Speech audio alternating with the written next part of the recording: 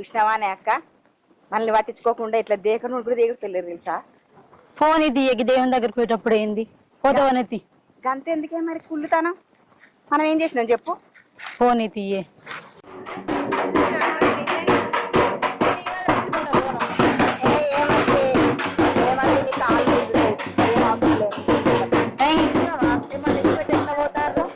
చూసినావా అనాక నేను చెప్తే అబద్ధం అంతేగా.